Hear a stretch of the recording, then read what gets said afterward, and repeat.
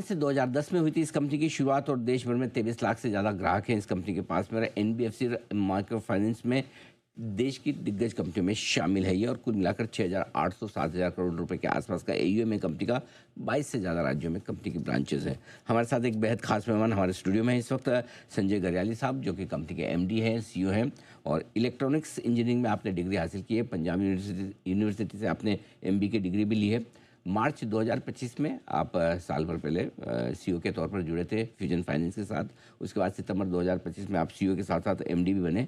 इस पूरे सेक्टर का 28 साल से ज़्यादा का अनुभव है गरियाली साहब का और लगभग 16 साल तक आपने कोटक महिंद्रा बैंक में अपनी सेवाएं दी है।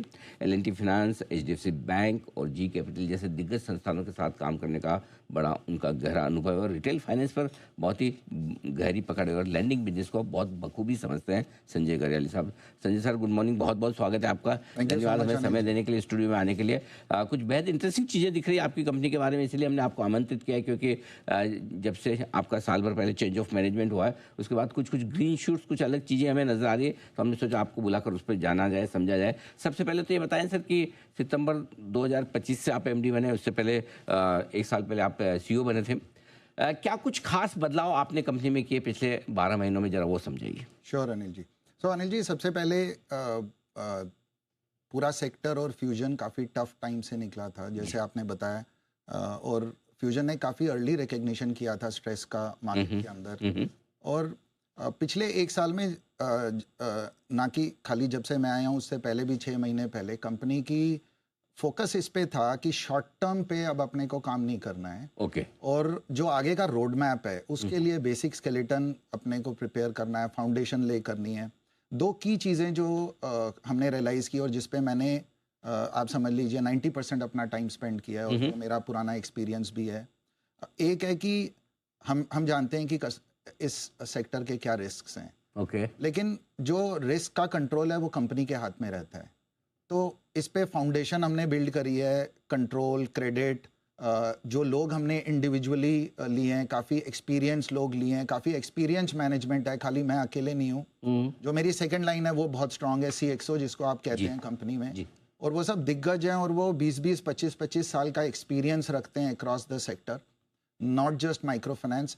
तो जो क्रेडिट और कंट्रोल है उसके ऊपर बहुत ही स्ट्रांग फोकस मैंने और जो मेरी टॉप मैनेजमेंट टीम है उसने किया है।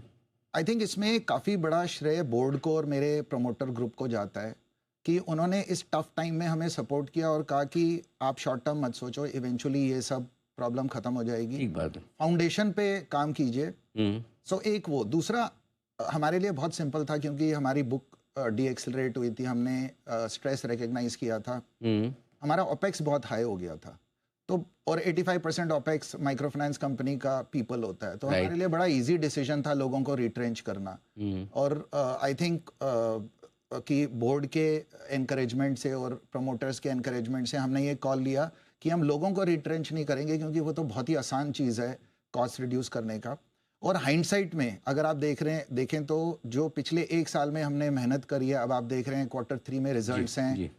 जो सबसे इम्पॉर्टेंट मेट्रिक है 99.75 कलेक्शन एफिशिएंसी है, जो कि मार्केट में amongst the top 3 micro finance players की है।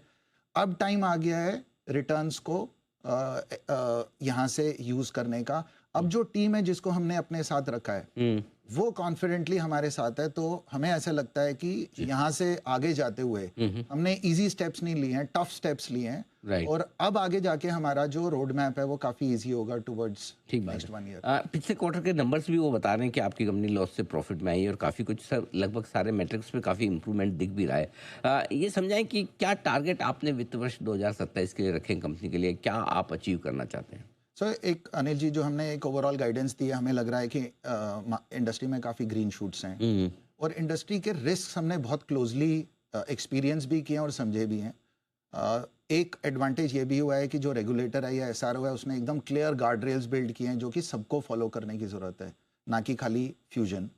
उससे ये एडवांटेज है कि अगर मैं डिसिप्लिन रहता हूँ, लेवल प्लेइंग फील्ड हो गया सबके लिए। एब्सोल्युटली, तो सब डिसिप्लिन रहेंगे। उसके बाद मुझे लगता है अनिल जी, फाइनली हर कंपनी को अपना क्रेडिट खुद बनाना है, जो कि हमने बनाया। द सेकेंड थिंग इज़ कि जो ग्रोथ आएगी वो दूसरा, अगर आप देखें तो RBI ने कुछ महीने पहले 40% क्वालिफाइंग एसेट अलाउ किया है MFIs को, तो हमें बहुत ही बड़ा एक पॉजिटिव फ्लिप मिला है कि एमएसएमई क्षेत्र में, जो कि इंडिया में इतना प्रगति है, और सिक्योर्ड एसेट जो कि हमें हमारे कंपनी को कॉन्फिडेंस देता है कि ओवरऑल जो रिस्क है वो काफ़ी नीचे आ जाएगा, उसमें हमने काफ़ी काम स्टार्ट किया और उसका भी हमने रोड मैप बिल्ड किया है। जो 10,000 करोड़ का गाइडेंस हमने दिया आगे जाते हुए, उसमें से अबाउट 15% हमारा कॉन्फिडेंस है एमएसएमई होगा, यानी 1500 करोड़। सो ये बुक यहाँ से डबल होगी। माइक्रो फाइनेंस लगभग 8,500 करोड़ की बुक होगी, जो अभी 6,500 करोड़ की बुक है। ओके। और ये हमें बहुत ज्यादा ग्रोथ इसको नहीं मान के चलना चाहिए, क्योंकि ये बेस इफेक्ट की वजह से आपको हाई दिख रही है। जी जी। अगर हम डिसबर्समेंट ग्रोथ देखें तो नेक्स्ट ईयर का हम जो एवरेज टारगेट माइक्रो फाइनेंस का ले रहे हैं वो कुछ 720-730 करोड़ महीने का ले रहे हैं। हम ऑलरेडी जनवरी में 620 थे, 630 करोड़ बैठे हैं। तो 10 से 15% का माइक्रो फाइनेंस का ग्रोथ है, बट जो रियल ग्रोथ है वो एमएसएमई में आता हुआ दिख रहा है हमें। लेकिन जो आप ग्रोथ की बात कर रहे हैं, चूंकि ये ग्रोथ कहाँ ज़्यादा है, अनसिक्योर्ड लोन्स में, सिक्योर्ड लोन्स में? और अगर आप सिक्योर्ड लोन्स पे ज़्यादा फोकस करें तो फिर मार्जिन्स पर इम्पैक्ट आता है? मेरे ख्याल से जो हम पिछले 6 से 8 महीने में जो हमने काम किया है वो ये है कि अगर हमने एक सिक्योर्ड में मार्जिन वाला प्रोडक्ट क्रिएट करना है तो हमारा राइट टू विन क्या होगा। वहाँ पे 100-150 एनबीएफसीज हैं, लार्ज स्मॉल बैंक्स हैं। तो मेरा जो राइट टू विन है उस पर हमने काम करने की कोशिश की है। और इस पे जो हमारा प्राइसिंग है वो अबाउट 20 से 21% का है। जो स्ट्रेंथ है हमारी कि हम दुकानदारों को लोन देते हैं और टियर 3 और टियर 4 सिटीज़ में काम करते हैं, जो कि बैंक्स और लार्ज एनबीएफसीज के लिए बहुत आउट ऑफ रीच होती है। बट हम कोलैटरल और कैश फ्लो पे कॉल नहीं लेते। सो ऐसा नहीं है कि हम एक खराब कस्टमर को लोन दे देंगे, बट एक कस्टमर जिसको ज़रूरत है, जो लेट से शहर से दूर है, जो सिटी से दूर है, एक अलग कस्बे में है, तो उन सेगमेंट्स में हम ज़्यादा काम करेंगे। और वहाँ पे मार्जिन का प्रेशर नहीं है। वहाँ पे जो इम्पोर्टेंट है कि मैं क्या कस्टमर को कुछ एक्स्ट्रा दे सकता हूँ as compare to rest of the banks. ये बताएं कि क्योंकि आपके पिछले रिपोर्ट में ऑडिटर्स ने कुछ रेड फ्लैग्स बताए थे, कुछ क्वालिफाइड रिपोर्ट दी थी ईसीएल नियमों को लेकर, क्या वो इश्यूज सारे एड्रेस कर चुका है नया मैनेजमेंट? क्या स्टेटस है? एब्सोल्युटली। सो इस पे काफ़ी काम हुआ है ऑडिटर्स के साथ भी और लेंडर्स के साथ भी। So one of the key issues था, जो गोइंग कंसर्न था कि हम लॉस में थे तो काफ़ी सारे कवर्नेंट्स ब्रीच हुए थे। उस पे हमने काफ़ी क्लोजली काम किया है। आप जानते हैं क्वार्टर 1 और क्वार्टर 2 हम लॉस में थे जी। तो लेंडर्स के साथ हमने काफ़ी क्लोजली काम किया और उनको हमने मंथ ऑन मंथ प्रोग्रेस दिखाया है कि, और उन्होंने एक्नॉलेज किया है कि आप जो कोर क्वालिटी के ऊपर जो काम किया है कंपनी ने वो बहुत बेहतरीन है, जिसकी वजह से लेंडर्स हमारे साथ थ्रू आउट रहे हैं। और जैसे मैंने आपको बताया कि बहुत ज़रूरी है कि सही प्रमोटर होना इस टाइम पे। तो वॉरबर्ग और क्रिएशन जो हमारे बड़े प्रमोटर्स हैं, 52% शेयर रखते हैं, इस टाइम पे उन्होंने हमें सपोर्ट किया और उससे इन्वेस्टर्स का भी कॉन्फिडेंस आया मार्केट में कि खाली पीछे खड़े नहीं है, व्हेन रिक्वायर्ड वो बैक भी करते हैं। तो 800 करोड़ का जो राइट्स इशू आया, आज की डेट में हमारी अबाउट 36-37% कैपिटल एडिक्वेसी है।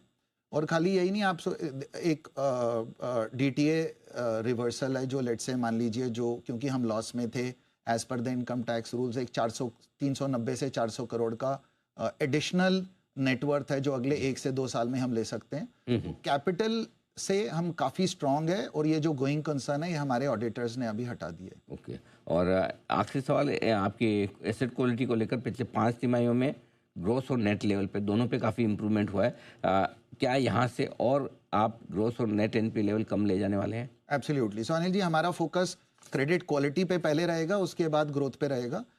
और आप क्रेडिट क्वालिटी इंप्रूव ही होते हुए देखेंगे। जो हमने प्रोविजंस लिए हैं वो मार्केट में, मान लीजिए अगर इंडस्ट्री ने 65% का प्रोविजन लिया, हमने प्रोविजन 10% ज़्यादा लिए हैं मार्केट के कंपैरिजन में जी। और जो हमारे गार्ड रेल्स हैं या जो जिसको कहते हैं कंट्रोल्स हमने सेटअप किए हैं, या ये कस्टमर्स बहुत ही बेहतरीन कस्टमर है, लेकिन इनको उतना ही देना है जिसको ये मैनेजेबली वापस लौटा सके। ठीक बात है। उसके ऊपर हमने काफ़ी काम किया है और 0.25 खाली हमारा रोल फॉरवर्ड रेट है, यानी 99.75, और ये आप कंटिन्यूसली स्टेबल देखेंगे। मैं आपको ये कॉन्फिडेंस दे सकता हूँ कि आपको ना कि बेहतर खाली asset quality, but overall performance में आपको बहुत ह्यूज प्रेडिक्टेबिलिटी आती हुई दिखेगी quarter on quarter going forward from